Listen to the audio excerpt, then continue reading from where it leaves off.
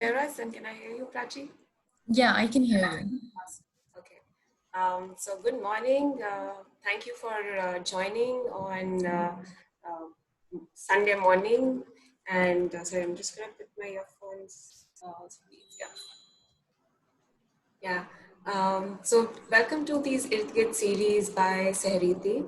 Uh, as you might have heard before, Sehriti started as a collaborative practice for people who are working in urban milieu, be it urban environment, built environment, natural environment.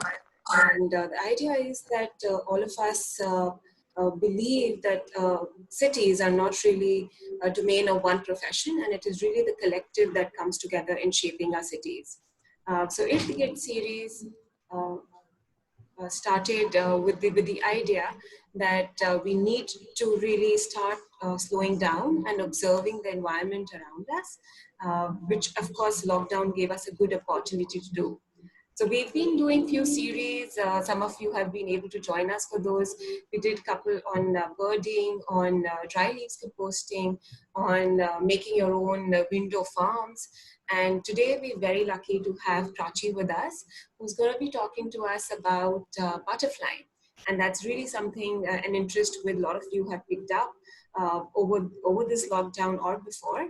And I would take this opportunity to welcome Prachi to Sairiti. And sorry, along with me, I have Arvinder. Arvinder. Hi everybody, it's good to be back uh, hosting this again. Like Nidhi's been telling you, this is the fourth in our series of It Guild. And welcome Prachi, thank you for your time today. Thank you so much. So Prachi is a CA by profession, as we understand. And she got into butterflying, what, 15, 16 years ago, which is like Yeah, way that's a young child. She's been rearing this joy of butterflying, really. And she has a Limca book of records on her tag. And she's been also doing a lot of workshops for kids and schools and not-for-profits and radio on introducing butterfly conservation and how do you identify butterfly, what are the behaviors of butterfly. So I think it's let's begin our journey today and understand from Prachi. Prachi, over to you. I'll stop my screen and you will be able to share your screen then. yeah. Thank you, Nidhi. Uh, for all of you, during the discussion, please be free to give your questions in the Q&A or in the chat. Q&A is easier. So the way we work is that we try to take the questions along with the discussions. So please be free and keep posting in Q&A and chat, and Arvinder and I would take those up. Yeah. So Prachi, what got you into butterflying? What's your story behind? Well, this happened around 15 to 16 years back when I was in school, and I remember in EVS we used to talk about the life cycle of a butterfly. So I saw that picture, and it got very well registered into my head. That time, I people as a kid, you see some pictures, and somehow, you can relate to it very much. So I could look at the caterpillar. I could not really understand how the transformation happens, and I wanted to experiment and see it on my own. So that's the first time I actually took a caterpillar from a pea, which is matar. From a matar ka dana, I picked up a caterpillar and put it in a small curd box, and I covered it with my dupatta. And every day I used to add one pea each in that box. And I thought I'll finally get to see the transformation. But honestly speaking, after 45 days, what came out was a moth and not a butterfly. Yeah. So it was called a pea moth. And then that's when I realized I'll have to collect more of them. Anywhere I used to find an insect, the next thing I used to do is bring them home, raise them, and see what happens. And I think after a few experiments, I got my first butterfly, which I'd found on a lemon tree. And then I never stopped. I used to get children to my house, my friends, family, show them what am I doing, why am I doing. I didn't really know much, but whatever little things I knew, what a caterpillar eats, when will it become a butterfly, which color butterfly will it become. I started this around 16 and a half years back, and I am still doing it.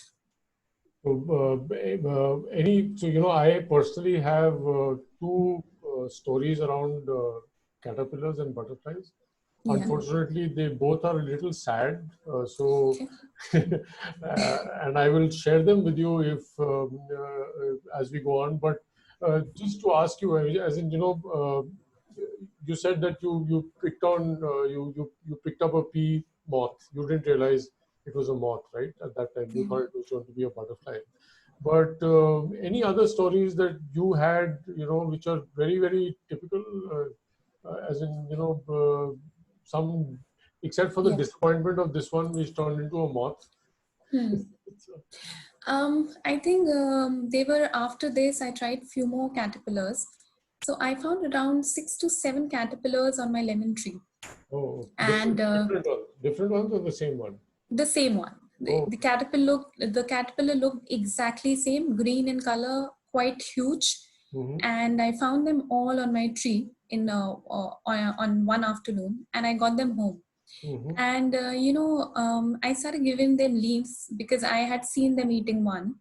So every morning I used to keep adding leaves, and after good 30-35 days, one day, I don't know, one afternoon I saw 2 of these which were actually struggling, and they were randomly roaming around. I could see they were in a lot of pain, and I didn't know what to do. Okay. So I spoke to my elder sister. I asked her, what is happening? Are they going to die? Am I not being a good mother to them? I asked all random questions, and she said, Prachi, are you giving them water? Are they drinking enough water? I said, no, I never gave them water. She said, why don't you take a small vessel, add some water, let them drink water, because probably they're all dehydrated. So, so I actually got a small vessel, kept it. They never drank water, and I knew I've killed them. I've done something bad to them. And I just left the box like that for a couple of hours. And after that, I saw they all had become, 2 of them had become pupa. Then I understood they were not really craving for water. It is a natural phenomenon, and the phenomena would actually change them into a pupa. That is how exactly it should be. And then after that, I understood they will not need water, and this is a natural process that they'll go through, and I was pretty happy about it then. So one of my stories is that I don't remember what exactly age I was, but I was pretty young, and I picked up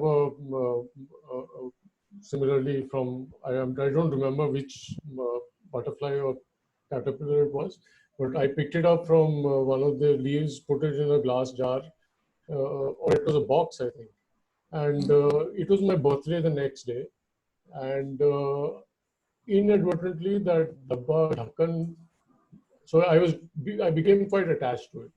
Okay.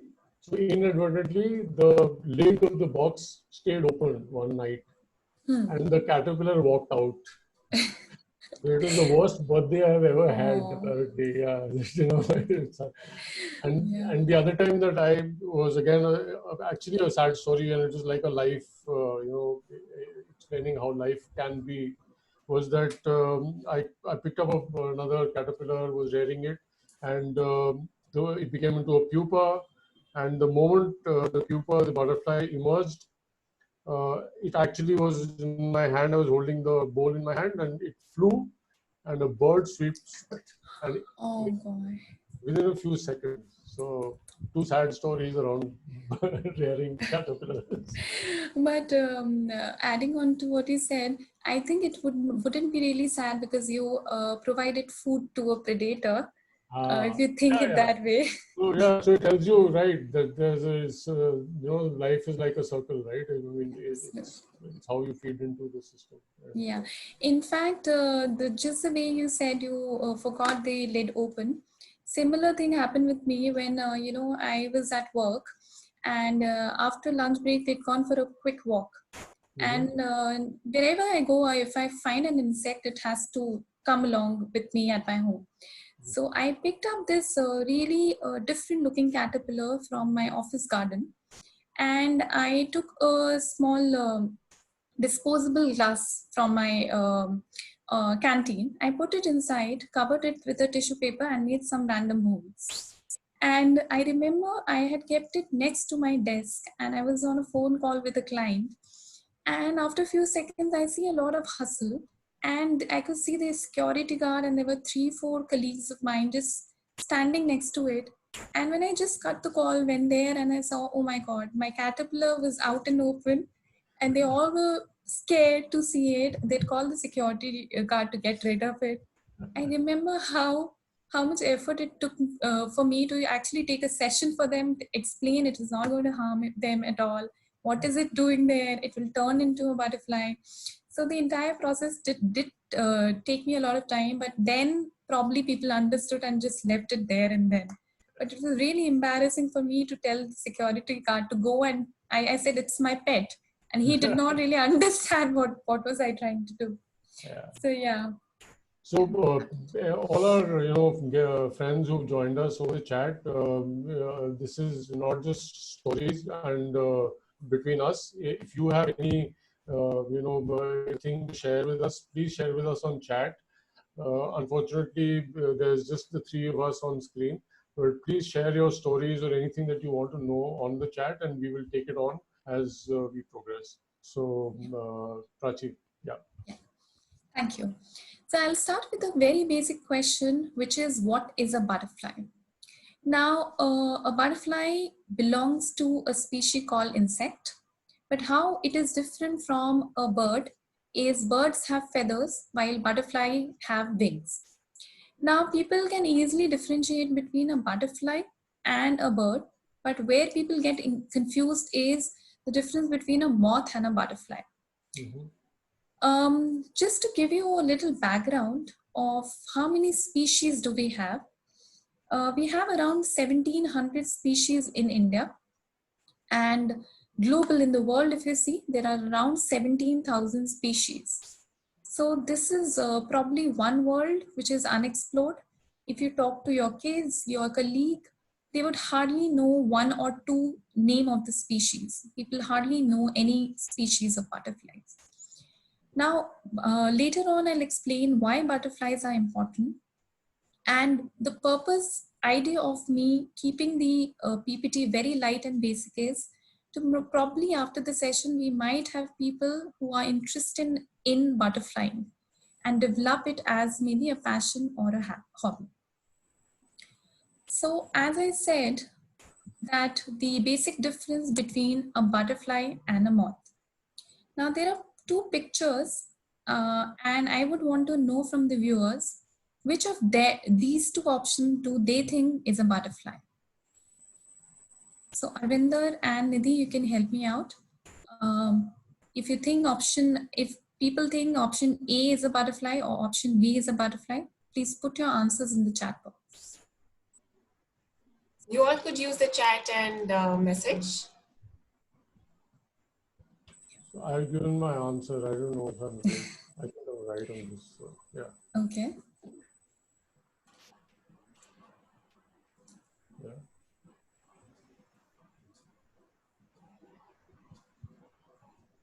So we have a few, not too many, but there's Daya and Hannah, and there's one anonymous attendee, Iqtidar.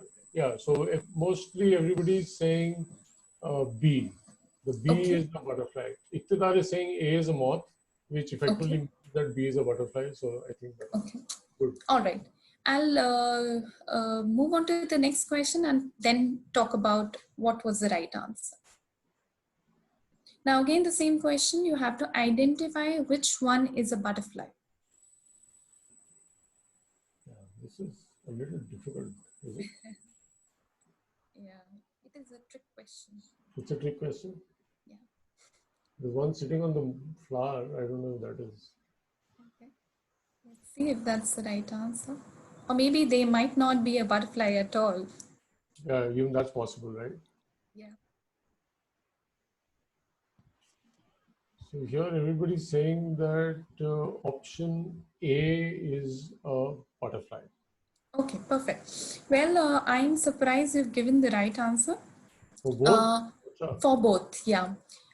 In the question number one, option B was a butterfly. Now people say that, it is bright in color. It is obviously a butterfly. Well, not really. Few of the moths are very, very colorful, like in option number two. You see, it is bright green in color. Uh-huh. Maybe it is not really captured that well, but it is a very beautiful color. And there are a few moths which are more beautiful than butterfly. So one myth that butterflies are more beautiful is incorrect.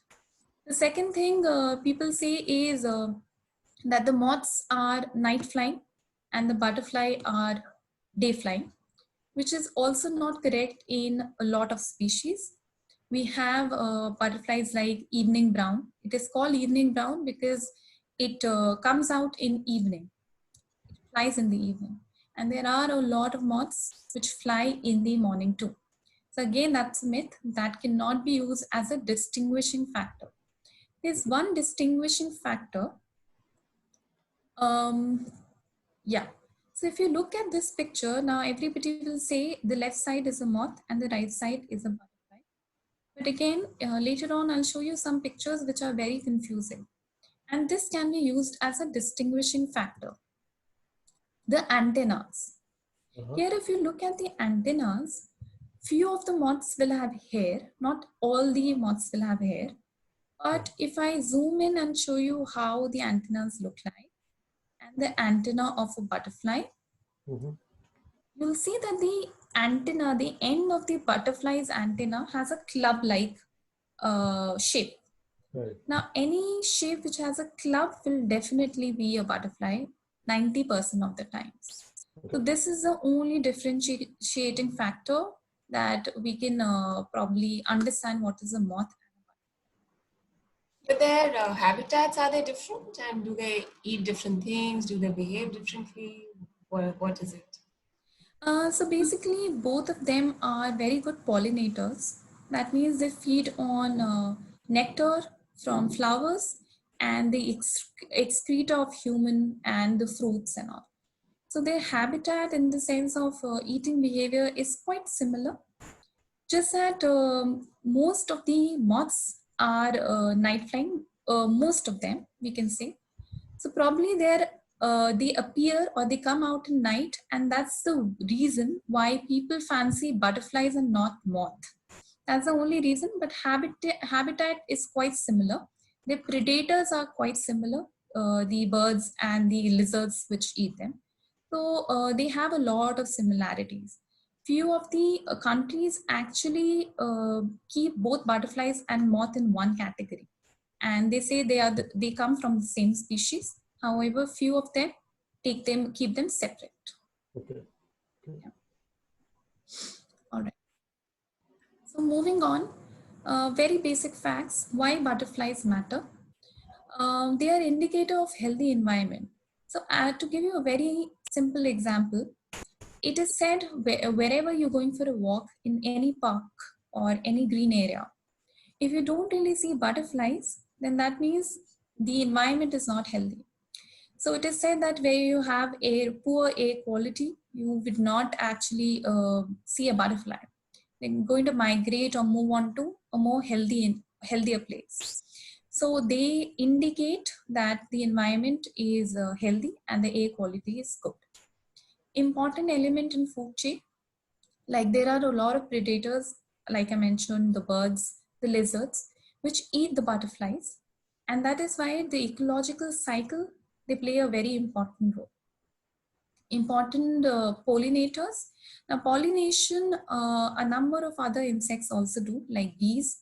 Bees are number one pollinators. Then we have moths and birds and also butterflies. I would not say that they are the primary insects who actually pollinate, but they are definitely one of the pollinators. So these are the basic information of why butterfly conservation is important and what is their role in the in maintaining the ecological balance. I have a short video of, as Nidhi mentioned, I nurture butterflies. I bring in the caterpillars and the eggs and raise them into becoming a butterfly. And these are short clips from the butterflies that I have raised. And let me show you a small video.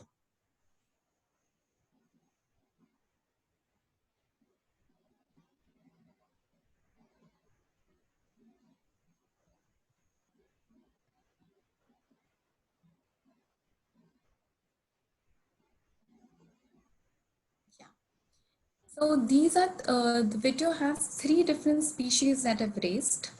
And you'll see the first video had the butterfly walking. Now, when a butterfly comes out of pupa, it cannot fly for good 2 to 3 hours because its wings are still wet. So it will actually crawl like a baby. So it crawls for a few hours and then only can it fly.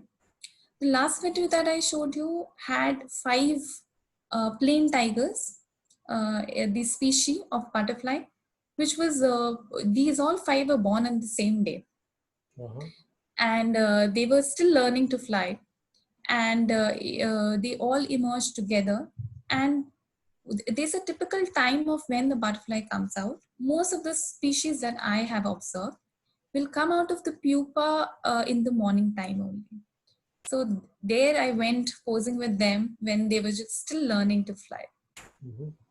So why is that? Why do they come out mostly in the early morning? What I understand is because butterflies are cold-blooded and they need sunlight to function. Even when they, every morning before this, they'll actually start their routine. They'll sit in the sun, absorb the heat, and only then they'll be able to do their other routine tasks. And that's the reason when you have a cloudy day, you will not see too many butterflies. Yeah, so that's the main reason. Right. Okay.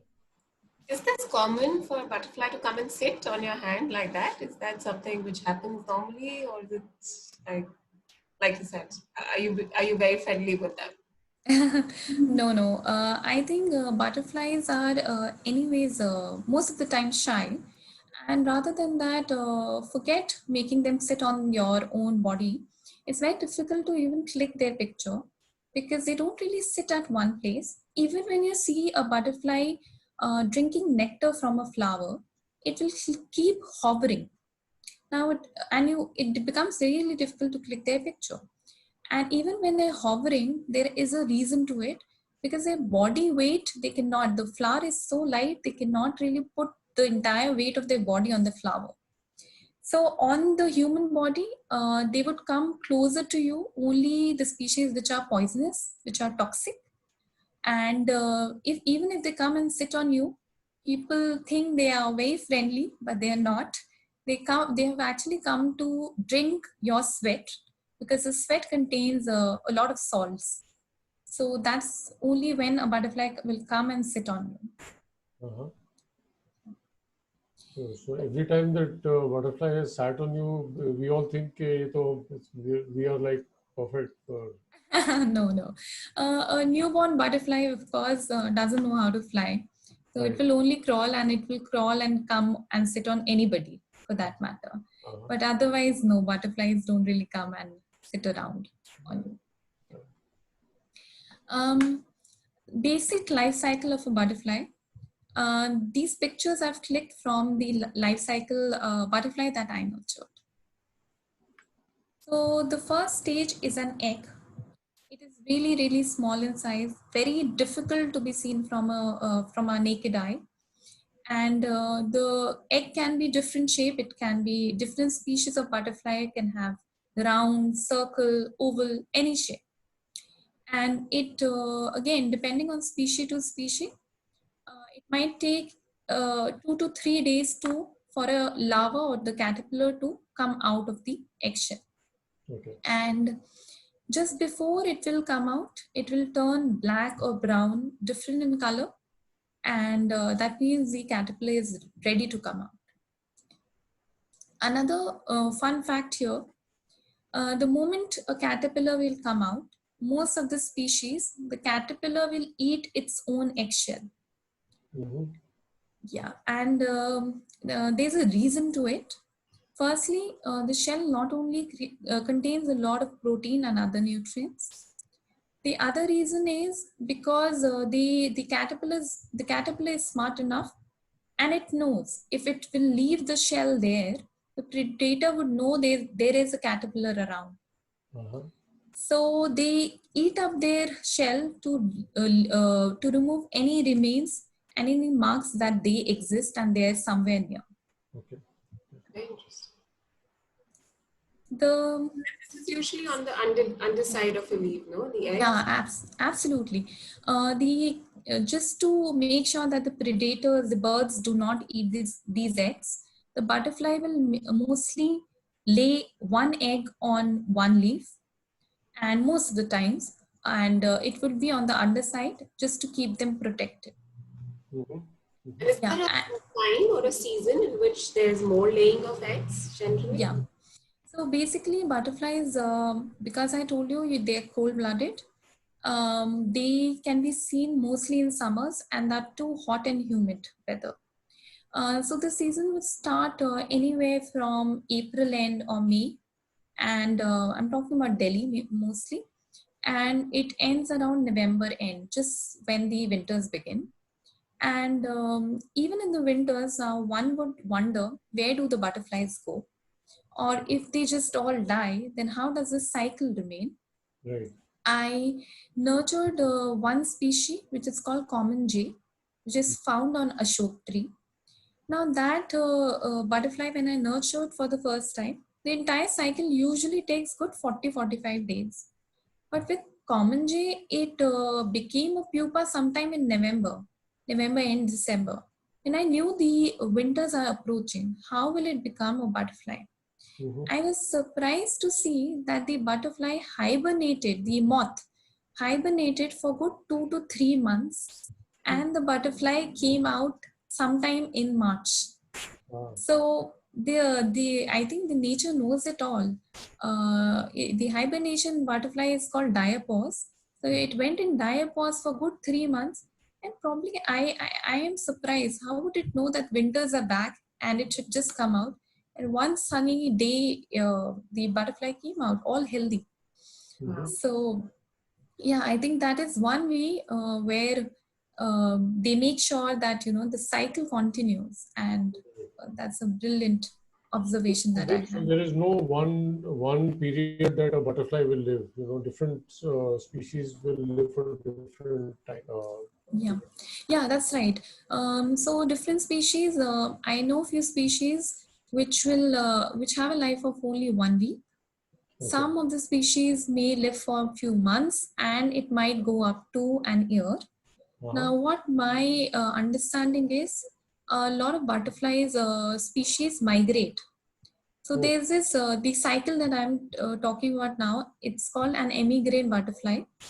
It will migrate from Himalayas to northern India when it becomes too cold there. So depending on that, they'll have their tenure or their life, the number of days that they survive. And the fun fact is, from Himalayas, they'll come north in North Delhi and other regions. Only one, so any species which will come here and then go back to Himalayas, of course, it would not be the same butterfly. So the butterfly will come here, lay the eggs, and probably die here in North India.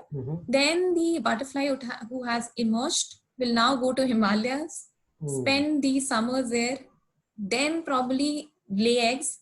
That butterfly will come here. So it happens round and round, but does not mean the same butterfly will go from Himalayas to here and here to there. Okay. So it is different generation of butterflies. Yeah. One more fact here. You see the caterpillar is sitting just in the mid rib of the leaf. Right. A number of times what happens is they try to, this is a camouflage that they try to do. They sit on the mid rib, and it's a very close-up picture. Probably you're able to relate and see the caterpillar. Otherwise, it's very, very difficult to spot one. Mhm. So a number of times, either they are, if they're resting, they'll be on the underside, or they'll place themselves somewhere that they cannot be seen by the predators. Okay. The next stage is a pupa. The pupa on the right side, you see, is maybe a day or 2 day long. And just when, so the caterpillar will eat a lot of leaves and put itself into a covering and stay there for good one week or 10 days. And then it will emerge as a butterfly. Now the picture on the left hand side, you see, it is a transparent. Just before it will come out, it will become transparent, and you can actually see the colors. You can see the black band at the side. It's very well visible, and you know the butterfly is going to anytime come out. Mhm. So on the pupa, is there a definite, way that you can tell that this is where the head is going to be and this is where the tail is? Yeah. So at the top, you can actually easily see the eyes. Maybe you can't see it in this picture, but the eyes are very easily visible. So Okay. always the caterpillar can hang upside down, Uh-huh. but the tip, the starting point of the butterfly will always be a head. Okay. So if you can properly, I can point out the cursor and you can see this portion is the head always, and Okay. this is a bottom. And that is how the butterfly will actually come out. The head will come out first, and it is going to take out its legs and push herself or out of the pupa. So it will hang from the lower side, and then the head is hanging low, and then the head will come out, and is it like that? Yeah. It can happen anyway. So Okay. I've had pupas who hang themselves upside down, Okay. and the other way around too. Anyway, All right. yeah. And one interesting fact that I observed, though it is not proven, I had the same butterfly species, pupa, which once turned into a number of times turned into green, a number of times turned into brown. Uh-huh. So I wasn't sure it's the same species. Why would it do that? But what my understanding is, when you give them a twig or a stick, probably they try to camouflage and take that color. When it becomes into a pupa on a leaf, probably it will change the color and match it with green so that it will hide itself. That's my understanding. Okay. Yeah, I'm sure we can find out a little more about this. Yeah. Absolutely. Yeah. And then the final stage, a butterfly, it takes about 40-45 days and different species, different time span from an egg to becoming a butterfly. And the beautiful butterfly pops out. Now, this is a very fun story that I wanted to share with you. The other day I was at work and my mom called me like five. I saw my mom's missed call. There were 5 to 6 missed calls. I was in a meeting, I came out and I said, "What happened, mom? Are you okay? Is everything fine?" She said, "No, you should have called me that very moment. And do you know what happened?" I said, "What happened?" She said, "Your caterpillar, the big one, ate the small one." I said, Oh. "What?" Yeah. She said, "I tried saving it, but it just ate the smaller one." I said, "It can't happen." So she sent me this video. Let me show the video and then I'll tell you what happened. Okay.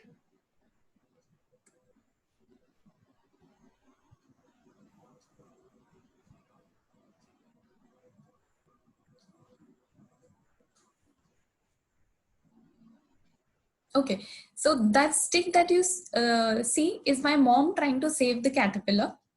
And this caterpillar you see is a caterpillar number 1, which is a small caterpillar. The other one whom my mom is disturbing is the bigger caterpillar. And she said, "See, this is how I was trying to save the smaller one, but I couldn't, and it ate the entire caterpillar." I said, "First of all, mom, it can't be true because I just had one caterpillar. So where did the second caterpillar come from? And the second thing, the smaller thing that you see is not a caterpillar. It is the skin of the caterpillar. So what happens when a caterpillar will grow in size? Their skin do not grow at all times. They'll have to, just like a snake, it will molt out, it will shed out its skin, and then get into the next bigger insides. Okay. So it had just taken out, molted and taken out the skin. And as I told you, the caterpillar also eats back its egg to just remove any remains. Right. That is exactly what it was doing, eating its own skin to make sure none of the predators think that it is here. Right. And my mom thought that the other one is going to eat the smaller one. And it was really funny when I told her, and she said she felt like a warrior. And I saved a caterpillar. I was trying at least to save one. But it was really funny to later when I told her the entire story. It was a really funny story. Uh-huh. Yeah. So caterpillars also, secrete. Is there a secretion that they have, around them to protect themselves from predators? No.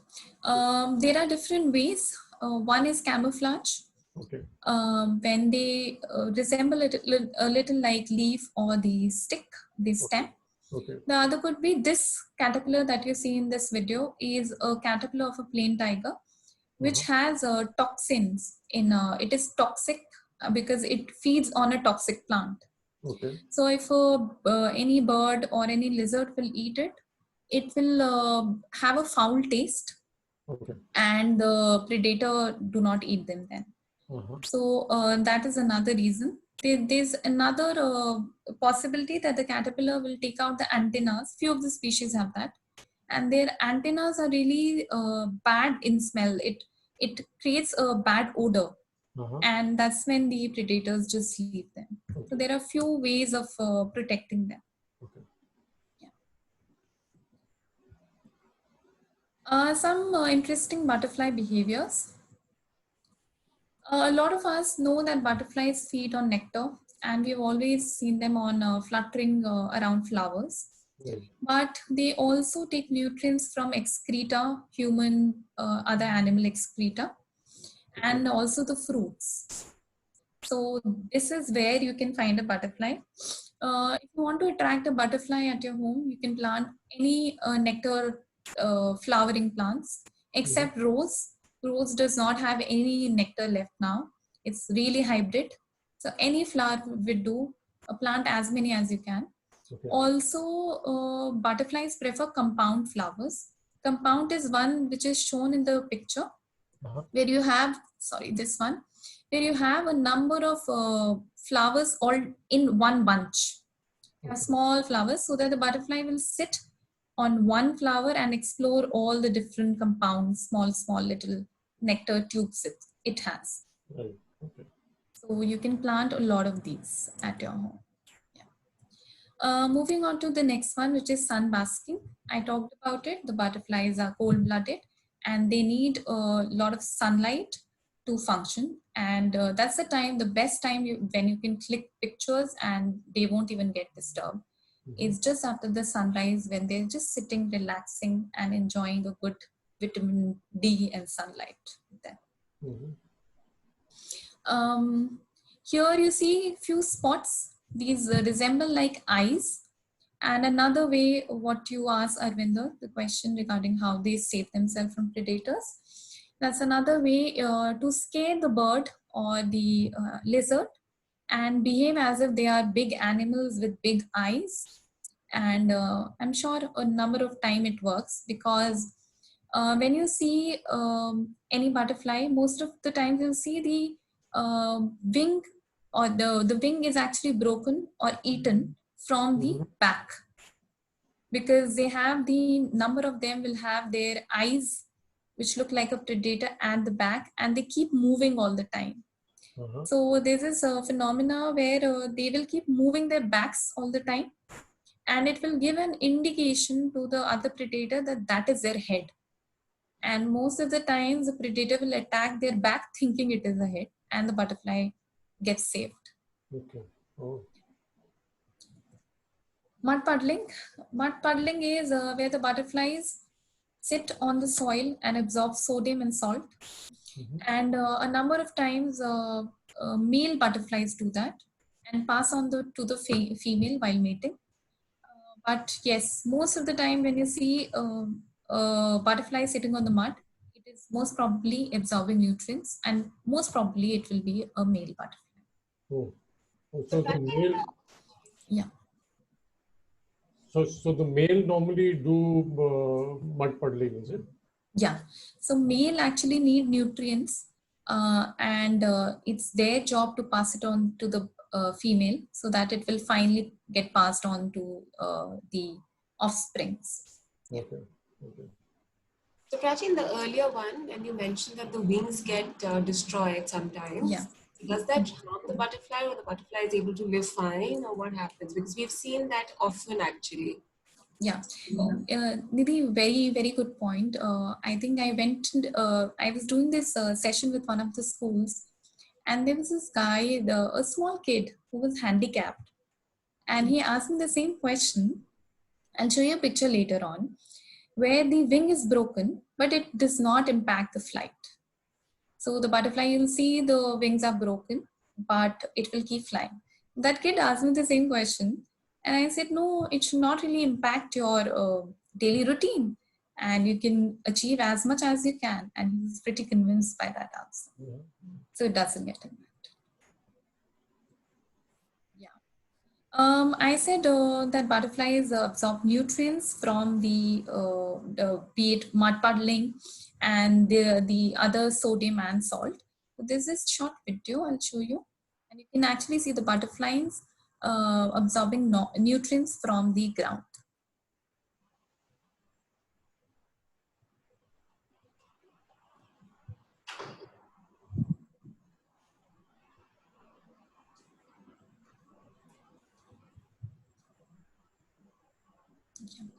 So, there were 3 different videos, and a number of times you see when they are actually sitting on water and they're absorbing, they'll keep moving their wings. Again, the reason is the weight of the body is so much that they won't be able to balance them.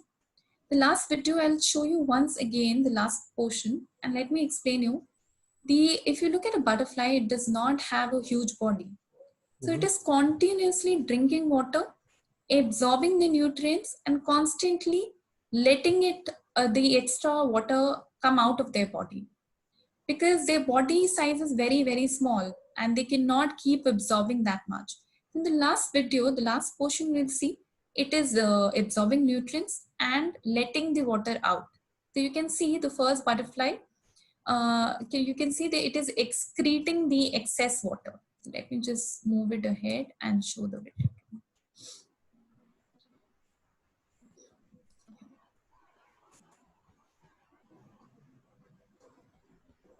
I'm not sure if you were able to see that. Yeah. There was a very slight movement in the back of the first butterfly, the lower butterfly. Yeah, absolutely. Yeah. So it was actually excreting out any excess water, if there was any. Yeah. Arvind, if you have any questions, we can take a pause for a few seconds. Okay. I mean, we basically.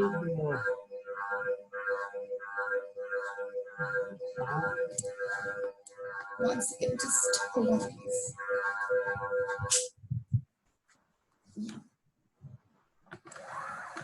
So again, this is a question that would come to us, which is basically about protection.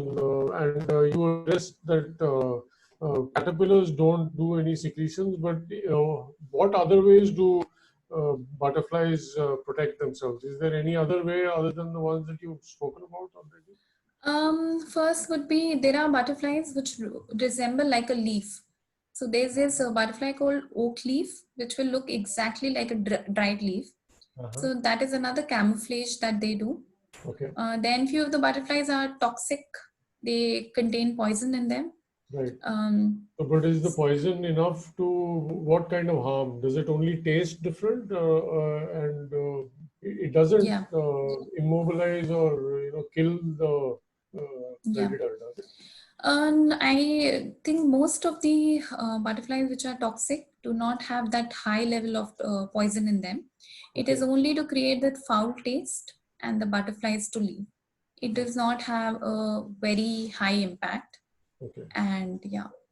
Okay. And just another question was that you did mention that if one was to raise and nurture butterflies to have, so what are the general plants that you can plant in at home Yeah. that can attract butterflies? Yeah. So Arvinder, I have a few slides on that. Okay. I'll show all the pictures and which butterfly will come on which plant. I'll show that. Yeah. All right. Okay. Okay. So I think we Prachi, is can. there some reason why different butterflies look different? Is there, and how do you identify different kinds of butterflies? And do they tend to behave differently then? I mean, we see a lot of types of butterflies. So how do we differentiate between them? What do we actually notice when we identify butterflies? And do they then behave differently? Yeah. There are actually a few families of butterflies. I said 1700 species, but there are 5 families of butterflies which they fall into. You said how to identify would be maybe the size. The one that you see in the picture are actually smaller. These belong to a family called blues. Now, blues is a family. Why it is called that is firstly, all blues are smaller in size. And when actually they will open their wings, they will be blue in color, most of them. So it could be the size, it could be the color, it could be the shape. There are different families. So there's this one family called skipper. Why are they called skipper? Because they don't really, they do fly, but they mostly hop on from one plant to another. They skip. So that is how they've got the name. Every family will have one distinguishing factor. Like brush-footed would have small hair on their feet. So there are few basic methods and measures from how we can differentiate.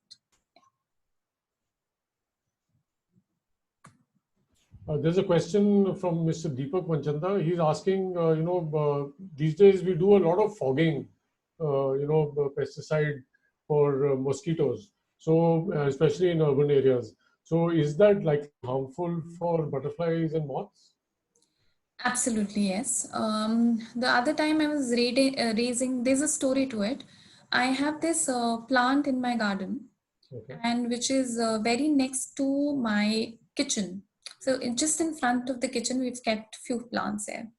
The other day we got the pesticide done, and this guy also did use some pesticides near and around those plants. Mhm. So when I got few caterpillars from that plant, and there's another plant in my garden, same species, I got 2 kinds of caterpillars. You will not believe, every time I rear a butterfly, out of 10, at least 6 to 7 will become a butterfly for sure. Mhm. Here again, 6, 7 became butterfly. Half of them was struggling to come out from the pupa. Mhm. Half of them had broken and twisted wings. Okay. So out of all the 6, 7 butterflies, none of them could fly. And a few of them were stuck at the pupa stage, and I didn't know what to do. I actually put a stick next to them so that they can, now you can't really pierce a pupa and take them out. They'll definitely die. I Right. just kept a twig next to it so that it can hold it and come out. Mhm. It just could not come out. And I did not know what is happening. The other box, which had a different butterfly, was absolutely normal. Now, Mhm. what I understand is it is the impact of the pesticide that we used. Mhm. After that, every caterpillar that actually ate the leaves of that plant became that way. The impact was so high. Right. At the end, what I had to do is really cut the plant, because I did not want any more butterflies to come and lay eggs on that. Mhm. The impact is very, very high. The other day when this entire lockdown just started, Right. and there was a municipality coming around and doing all those fogging and other things. Yes. I remember when that happened, my parents called me and they said, remove all your plants that you can. Mhm. And whatever potted plants or boxes I had to immediately remove them. But I didn't really know where should I take them. I have few of them now in my washrooms. So whenever they come, I quickly put them in my washroom, so just to keep them safe. But Yes. they definitely kill all the caterpillars. Yeah. Yeah, egg laying, as I talked about, usually the butterfly, female butterfly will lay egg on one leaf, but you can on the left side see a couple of them where you have scarcity of food plant and the butterfly has no option. Or there are a few species who actually like laying eggs on multiple eggs on one leaf. Now these are very good observations. On the left side, you can see an ant and a butterfly. This butterfly is called a yam fly, and this is a red ant.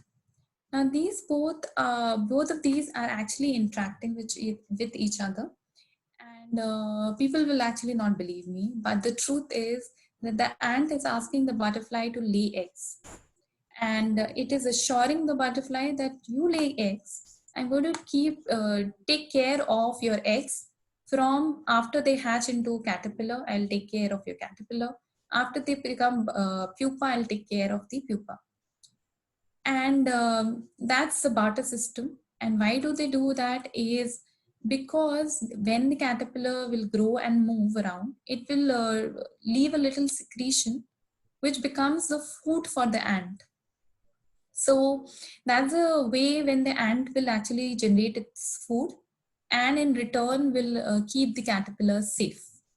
So that's a barter between a butterfly and an ant.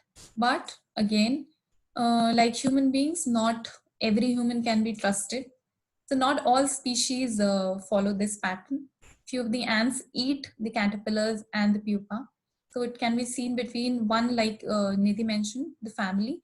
There's this family called blues. Only blues and that two very specific butterflies have that understanding with the ant. Raja, in the earlier one, is there a reason why they take like a newly fresh leaf to lay Yeah. eggs? Yeah, absolutely. So the butterfly will always lay eggs on tender leaves because being a mother, it knows that the caterpillar will feed only on the tender leaves. It would not have its jaws as hard as to eat the dried or not so tender leaves. So that's the reason it will always lay eggs on the freshly grown tender. I think that's a good point where people want to look if there are butterfly eggs on their plants. They can easily look for the tender leaves and they'll find one. And in this case, where there are multiple eggs, is that an issue or what? It might become an issue if there are not too many leaves on that plant. Yeah. How I remember, it did have couple of leaves, and the caterpillars are ferocious. They like eat a lot. One caterpillar, a fully grown caterpillar, will eat about good big 2 to 3 leaves. So if the plant does not have too many leaves, the caterpillar will eventually die. Or if they've reached a stage which is big enough, they'll definitely convert into a pupa. But if there are not many leaves, they'll actually die. And does it destroy the plant? Like a lot of times they usually come on curry pattas, which you consume, right?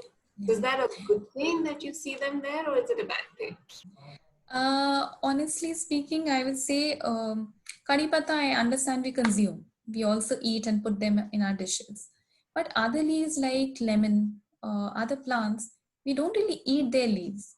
Now, anybody tells me that, even my gardener tells me, I am putting a lot of pesticides and sprays because, there are so many insects. I said, but what do you have to do with the leaves?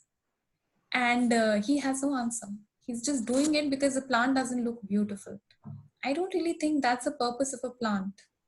And there's a study which says with the caterpillars, you see only 5 leaves on a plant, and there are a few caterpillars, and you wonder how will they both survive. So there's a study which says that the plant is going to outperform and produce more leaves just to compete with the caterpillar. So there's this understanding between both. And the second thing, my question to everybody is, why do we need a fancy plant with a lot of leaves? When I actually go in my garden and see leaves which are eaten, that gives me a lot of satisfaction and happiness. I think for other people, it might sound as it's spoiling my plant. but I think I know I am able to maintain that ecological balance, and I don't mind that. Interesting. Yeah. All right. There's this phenomenon which is called Batesian mimicry, which means the left side butterfly, which is Danaid eggfly, is copying the right side butterfly, which is plain tiger. And it has copied the color, the way it flies, the flight. And why it does it? Because the plain tiger is toxic and contains a lot of poison. And Danaid is trying to copy and show the predators that I am plain tiger, I have poison in me, and do not eat me. So that's one way, even though Danaid does not have any poison at all. And probably it is becoming successful in maybe fooling the predators. But this would fool even an observer. So how do you make out that this is a Danaid eggfly and the other is a plain tiger? Yeah, if you look at the borders, they are comparatively different. It has different, very clear.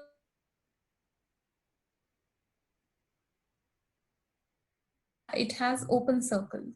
Right. Okay. So it's very, I think, when you take a picture, it's very easy to identify.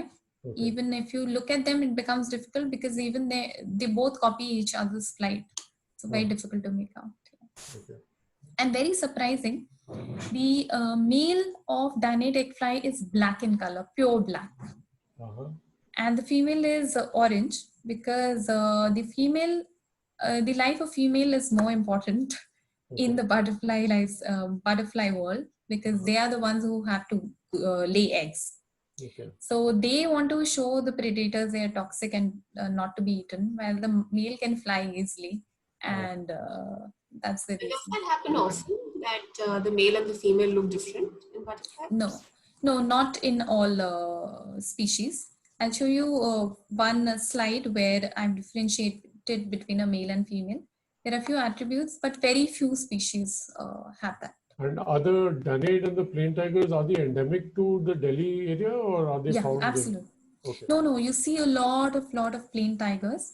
Okay. So in Delhi NCR, you'll see this, the highly populated butterfly are emigrants, which are white in color, the cycle that I showed you. Okay. Then there's this butterfly which is yellow in color, small. It was the first image that we talked about, moth and butterfly. Right. That is another very common butterfly. And then the plain tigers. These three species are found in abundance in Delhi NCR. Yeah.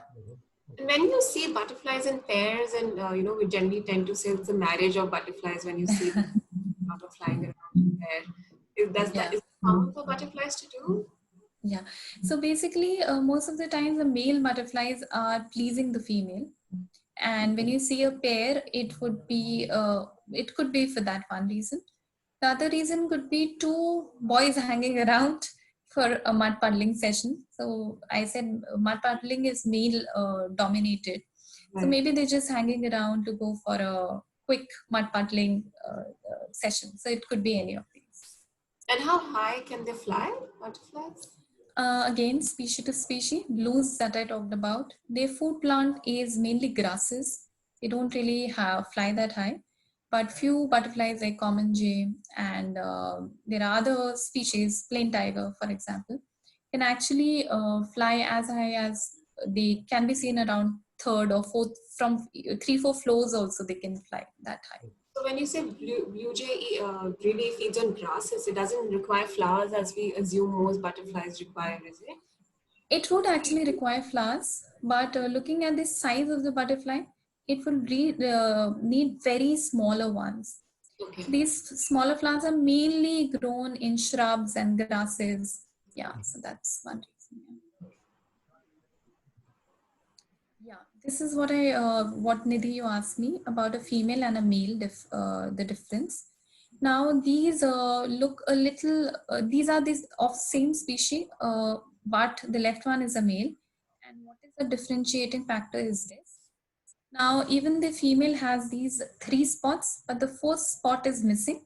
And the 4th spot has a black and a white inside it. Okay. The female would not have this. But again, from species to species, there are different distinguishing factors. Okay. example, this one. This is a common mormon. And you see in the hind wing here, there are some red or pink spots, which is missing in the male. So different species will have different. This also, Nidhi, answers your question when you said, will the butterfly be able to fly? If you see in the hind wing on the left side for the female, the tail is missing, which is, but it can easily fly and it would not really impact its flight. Does the tail have any purpose otherwise in the form of a butterfly? Does it do anything? No, not really. Maybe, these are called swallowtails, and that is one distinguishing factor between them. But it's only for beautification and no particular purpose, because even without a tail, it can fly. So I'm actually wondering here, in birds, normally the male has more, color and drama on it. Whereas in butterflies here, it seems, at least in this species, the male is plainer and the female has more pattern. Is that a general, pattern that follows in butterflies? No, not really. Okay.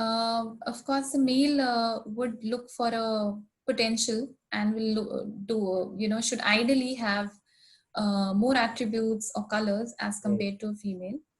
It's usually said the male is bigger in size. Probably that could be one, but not really. Okay. Unlike birds. This is one initiative that Nidhi did talk about in a brief this thing. I call it Wings of Hope. What I do is I'll talk about few species of plants that you can grow in your backyard, in your garden, and how you can attract butterflies at your home. This is what I do. I go to schools and colleges and NGOs, and I talk about why butterflies are important. Basic knowledge. I give them basic examples, and I tell them how they can make seed balls and use the seeds of plants which attract butterflies, and you use it as gifting options. And this is one way of telling your kids that butterflies play a very important role, and probably they don't really have that much knowledge as compared to other mammals or birds maybe. Okay. So that's what I do. Apart from that, I have done a few radio shows, interviews. I talk about very basic information. I go to schools, I lead butterfly walks. I've done couple of them here. Just the idea is not only talk about species and not about the expert knowledge, but talking about that, these are certain species which are available here, and why you have to talk about butterflies and why they're important, and they can be easily seen in your own gardens, parks, and why not make a hobby and learn something new from, and reducing the screen time that we spend hours and hours just on Google, Facebook, and other social networking site. Is there a specific way that you recommend conservation of butterflies, especially by kids, or are there any species which are more in threat in Delhi, and there are certain ways that you would recommend? Yeah, I think the basic thing we can do is plant a lot of host plants where the butterfly can come and lay eggs. Another thing, not using pesticides, because it will definitely kill or spoil the butterfly growth. The other thing that I talk about is not really cutting the weeds. Now I'll show you one butterfly later on which lays eggs on weeds, and we want beautiful gardens. So even in our parks and all, we cut the weeds, and the food plant actually goes away. And if there are eggs or caterpillars lying, they will just die. That's the reason when in lockdown, all the butterflies expert feel that the number of butterflies have increased because nobody's cutting the weeds at all. And that's the reason where number has definitely improved. Of course, the temperature and other reasons are also there that you have seen the butterflies multiplying. But for example, my own garden, even though my gardener knows he should not, these are the few plants he should not really touch, he does that out of habit. He sees a caterpillar, the next thing he'll do is just pick the leaf and just throw it away. That's a general human tendency that we do. But I think the idea is to understand that these are few plants. Probably you can, if you want, you can add pesticides to the other. But if you can identify one or two and just leave it the way it is for a few days, I think that will definitely add to the benefit. And more than that, I think talking about it, spreading awareness. How do we save something until and unless we know? And nowadays, I have actually spotted few species which I've never seen in Faridabad. I live in Faridabad. I've not really seen those species at all. They're now easily migrating. Maybe the food plants have increased. So if you talk about any species becoming extinct, I won't be able to answer that because there's not enough research done. So I think I did a walk for BNHS, and which is Bombay Natural History Society. They do a lot of butterfly walks. I volunteered for them in one area, and we identified, they started doing this, I think 2 or 3 years back. I think this is the initial stage where we're only collecting data. It will take us good 10 years to identify, okay, these areas have these many species. Right now, we do not have that database at all. Yeah. Yeah, this is what Arvinder, you wanted me to explain is building your own butterfly garden. Yeah. These plants that I'll show you, I've picked up only the common ones that we already have or we can think of planting. These two butterflies, which is common bonbon and lime butterfly, they lay eggs on these three, which is bael, curry, and lemon. Even on the lemon, on the last leaf, you can see a caterpillar sitting. Yeah. So these are a few plants that you can grow, and you'll actually see a lot of eggs. This is the right time, actually. I can see a lot of eggs in my garden too. And probably, the best idea is to just leave them where they are. And if you see any, how do you identify whether your plant has a caterpillar or not? If any of the leaf is eaten, know that there would be a caterpillar. Yeah. Look for underneath, around, and you'll surely see some, spot them. The idea is not to bring them home, keep them in a box. I probably do it because I have to go to schools and tell them, practically explain how the entire life cycle happens. But you can probably every morning come and watch your butterflies grow and practically see them in the ecological system. Or you can maybe, when you see a lot of caterpillars around, you can be a little selfish and cover your plant with a net so that the birds don't eat them. But let's not forget that, it is the entire ecosystem, and even the birds need food to eat. Yeah. So if you can just identify and see there are caterpillars every morning, you can make this as a hobby. Come watch them for half an hour in the morning and evening and see what all they do. And eventually, when it becomes a pupa, you can actually wake up morning. So even now, 16 years it has been, even now, once in a while, I wake up around 6:30 in the morning and just sit next to my pupa to watch it come, the butterfly come out. Even now, it's very, very exciting for me. It does take a couple of minutes, and the entire process is very pretty, very beautiful. So maybe if you get to see that, it's a really fun activity for kids and even for adults. The other one is plain tiger, which is abundantly found in Delhi NCR. It grows on a plant which is called milkweed. It is called madar and calotropis. And this is a weed. I don't really see people growing it. It grows on its own a number of times, and I see people cutting it all the time because they think it has toxins. It does have poison, but not enough to kill human being. So let it grow in your garden. It doesn't really impact the other plants at all. So it's a good idea. If it grow, it will definitely grow automatically. This time is the seeding time, when the seeds are actually found around. So let them grow in your garden, and surely you'll see plain tiger will come and visit and lay eggs. And these butterfly, the entire cycle is very easy to observe. So you can probably plant these. The other is common jay, ashok. It lays eggs on ashok. I see a lot of people grow ashok in their garden and don't even know there are caterpillars or butterflies growing on their trees. So this is another plant that you can grow. Now this is a species that I talked about where I said it hibernated for 3 months. Yeah. So it has, yeah. So if you get to watch one, it will be a very great experience where you see them going into hibernation and coming out after 2-3 months.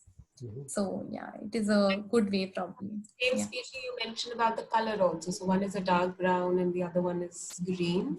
Yeah, again, very good observation. There are caterpillars and as I said, egg to caterpillar, caterpillar to pupa and butterfly.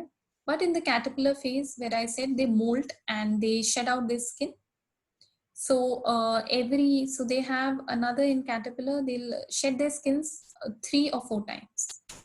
So so a caterpillar might look black in color initially, but after maybe 3rd or 4th molting, it might turn into green. But it depends from which species.